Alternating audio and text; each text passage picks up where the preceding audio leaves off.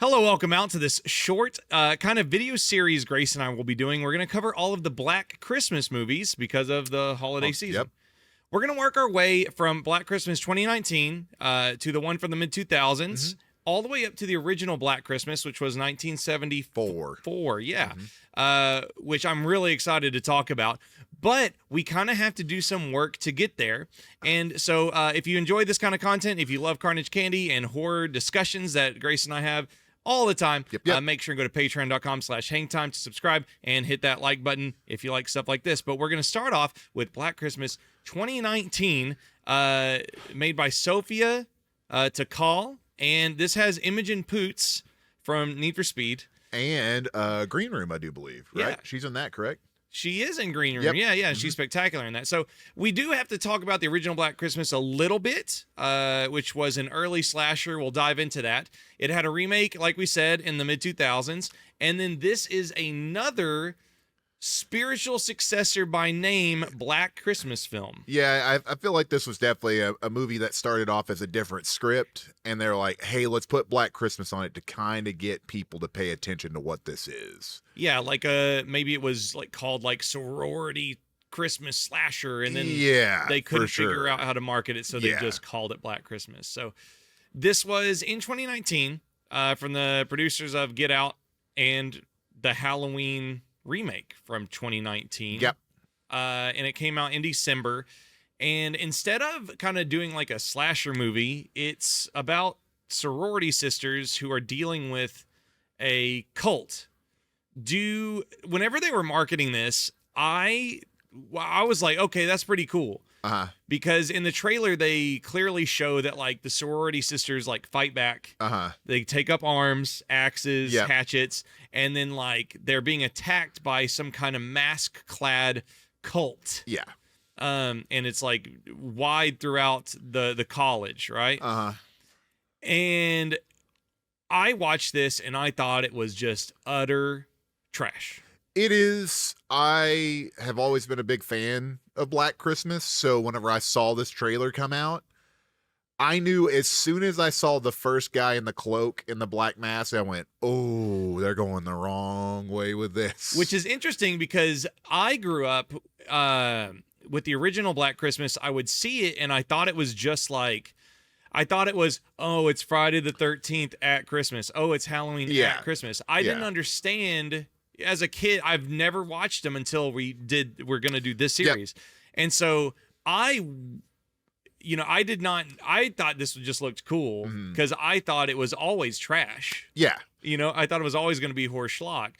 And it was like super disappointing because I thought that they would have elevated it, especially with like a younger, more contemporary cast and them kind of fighting back. Yeah, you can really tell in this movie that they really struggle to find their grounds on anything. They're really pulling from a bunch of different places and none of it really clicks at all during the whole film. Yeah, elaborate. So, for instance, they try to make it to where it is a campus-wide thing going on with this cult that's coming after them, but they don't really cut over to other sides of the campus. They just slowly show it.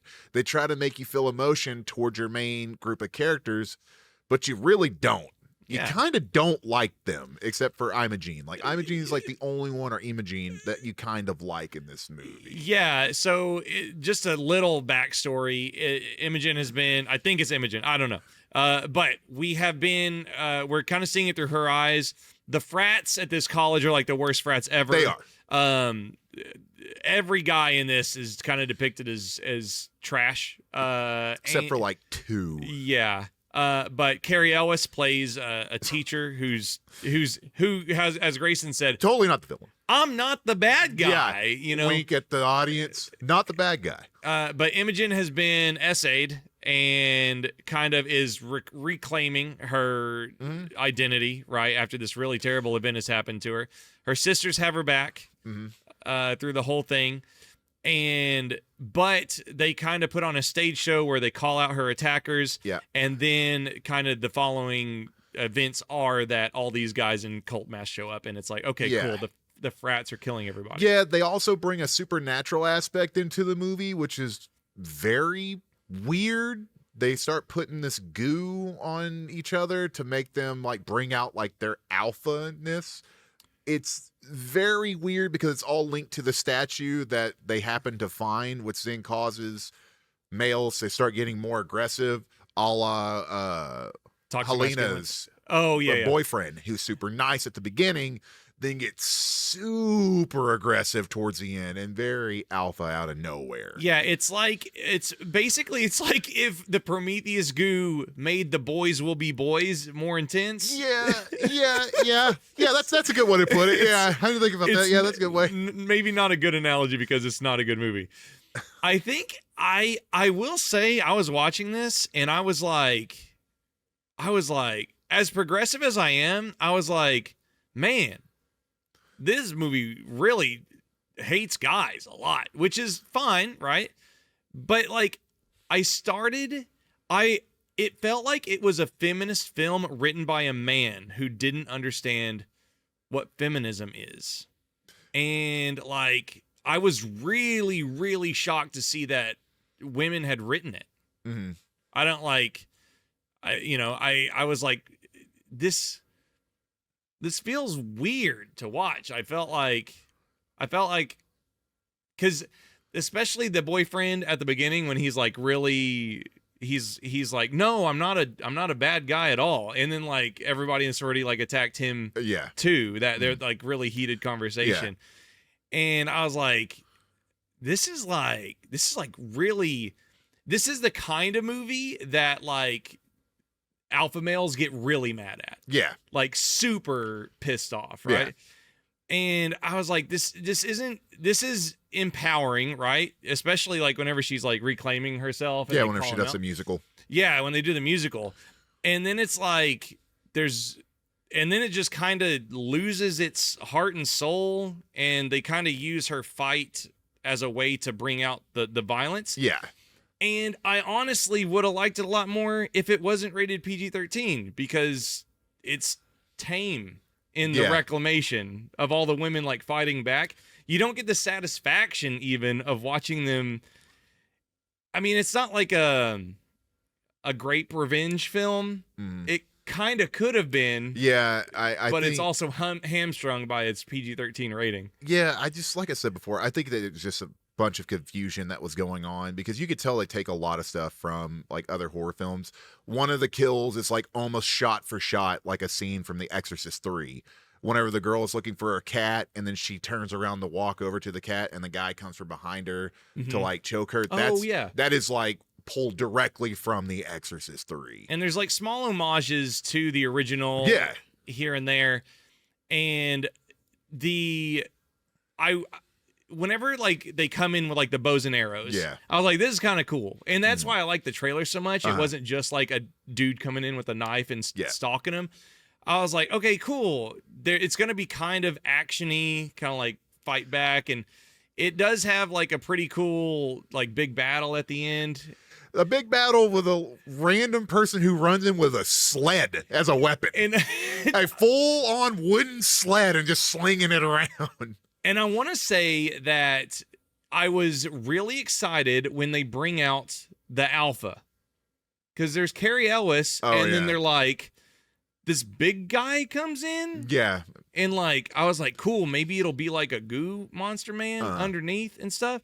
And then he just gets fucking whopped by all these ladies. He gets to absolutely annihilated. I was hoping that it was going to come down to like all of them versus him. It was going to be like this like climactic fight. No. I was honestly like just now, I was like, I hope I missed something and you're going to correct me. Because from my memory, I watched this like 7 days ago. And he just gets whopped. And I was hoping I missed something. He shows up, he kills the one girl. There's a twist in it of like a betrayal of one of the girls that's like, I'm going for them because I want to be able to just stay alive. Yes. So then he shows up and kills her, and then the fight takes off. So yeah, he doesn't really do much. He might have been one of the killers like in the beginning of the film. Yeah. I didn't really pay enough attention to see if that was him or not, but they all kind of wear masks and are in cloaks, so I kind of just get confused on who's who with this. So like you lose the scariness because they push back, which could have been fine if it had invested in its ultra violence. Yeah. Right? to where, it's like an Evil Dead 2013 or You're Next. Or not even that, if they showed it and they left it up to your imagination. So if they go and they cut right before something bad happens, it would have worked a lot better for this. Yeah, maybe not ultra-violence, more like a more brutal aggressiveness. There's ways to work around it to like make your mind make it worse than it actually is. Kind of like with the original Texas Chainsaw, how we all thought it was uber gory, then you go back and look at it and there's not really that much blood. Yeah. I will say, like, you do get the character reclamation. They do use that her history with her attackers to leverage, some kind of character transformation at the end. So, like, that's all fine and serviceable. I kind of see the trailer on my screen here. I also like the opening title card a lot when she's made the snow angel and they drag her down the snow. Pull her down. Yeah. I was actually like really excited because I thought that was pretty good imagery for the title card. But yeah, it just kind of wanders around and falls to pieces. I think you're right in that it might have been something else. Well, the funny thing about what you just talked about is I do believe she's a part of the other sorority that's in the movie. I do believe she was. And that's the one that they cut back to halfway through the film. So you kind of forget that even happens. This is true, yeah. It's like, oh, wow, she's a part of this other group. Oh, they're dealing with it too. And we're finding out about this 50 minutes into the movie. Yeah, so you lose the scale. I think the worst problem for me was that, like, these events don't hold any water. Nope. In, like, the second it hits the news or, like, anybody reports on it, it's like... You don't have whole sororities go missing. Yeah. And they kind of play it like this is something that the frats do ritualistically. Yeah. So it's like, does this happen all the time? Yeah. And like, why does no one stop it? Yeah. Girls are going missing every year by the dozens. And then, because in like the other Black Christmases, which we'll discuss in upcoming episodes, it's like, cool, that could be an isolated incident. And then like, you don't know. Yeah. But the other two deal with Billy and Agnes. Yeah, like a single character attack. So you have, the one focus thing. It's not a cult. Yeah, this college would not survive if this really happened. Yeah. And that complete dissolution of it being possible takes out all the tension out of the film itself. It kind of like Call the Cops. Yeah, it kind of makes me sad because I really do feel like that it could have become something really neat. Yeah. But it just, like I said, it's just lost in its own writing, and you can tell. Yeah. I think that you could save this if it did lay into its brutality, be more clear that it's only happening to like one sorority. It's not like a pandemic that's happening at this college and, they're fighting back. Because I do like the idea of like, the ladies are fighting back against the frats, right? I think it would have been a lot better if they would have let the main four, like, honestly, let them breathe a little bit more whenever the killers do show up, because you lose one of them almost immediately. That's right, because it's marketed like there's four of them, and it's like, they're gonna go kick ass. You lose two of them whenever everything starts going down. You lose them in like 5 minutes apart from each. And one of them, it just shows like a cut from an arrow go across her leg, and she can't walk all of a sudden. Yeah. So it's just really weird. Like, they don't give you enough time. And that's why I said, like, they don't do a really good job on the character and making you liking them, because they just kind of throw them away. Yeah. Like, it's just a very odd situation that they give. It's a weird one. I'm glad I watched it, especially considering that we have these other two to go to. Yeah. The 2001 one is going to be an absolute doozy, but do you have any closing thoughts on this before we move on from Black Christmas 2019? Not really. Like, it's definitely one of those movies that, like, I wouldn't even recommend watching even to, like, laugh at. I think it's just a really bad film. Yeah, I would say the exact same. It's not even, it's at the most put it in the background if you've already exhausted every other Christmas movie you've watched this season. Yeah. And even then, you're probably better off watching Hot Frosty on Netflix. So what would you give it? I would give Black Christmas on our out of 5 scale, I would give it a 1. Yeah. There's a part of me that's like 0. 0? but I feel like that's a little too harsh. I would give it a 1 just for the fact that Carrie Ellis is in it. Yeah, and I didn't turn it off. I think a 0 I would turn off. I think that's what I was going for. I watched the full movie, so I think that. Like, if I'm able to finish the film, it's at least a 1. I think so. Yeah. I agree with you. Finishable. On that. Yeah. Are you gonna enjoy it? No, but you'll finish it. Yeah. Well, that was episode 1 of this small series of Black Christmas reviews we're going to be doing here in the holiday season. We're coming up on the next one, which is from the mid-2000s, which is a remake requel of the original Black Christmas from 1974, which will be our third Christmas movie in this horror series we're doing. So make sure and go to patreon.com if you enjoy content like this, and leave a comment of other movies you'd like for us to review. Classics, new ones, stuff on the horizon, indie darlings, whatever you want. Just let us know, and we'll see you on the next one. Bye-bye. Goodbye.